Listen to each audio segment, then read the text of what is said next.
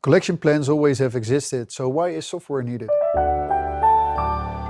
Well, what you see is that the plans are mostly in the head of a few people, and these key people, they have the knowledge and they are a bottleneck in making changes. And changes need to be done because of a change in legislation or other arrangements that need to be done. There will be new contracts with local authorities. There might be different places where you need to dump your waste, or there might be changes in residential areas that are new. So you need to be flexible in how your plan is working.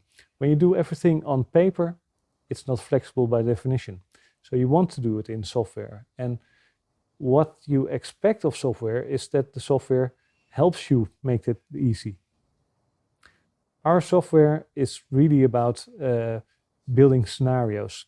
And the current scenario is, of course, what you're executing on a day-to-day basis. But if you have ideas what you might want to change or what you need to change, then you can build the scenarios in the background, and they are based on the current execution.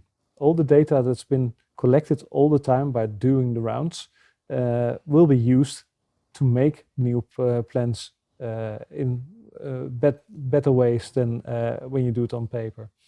And where traditionally making a change is always a focus, oh, let's do it somewhere on that date, and then it's a big journey to get there.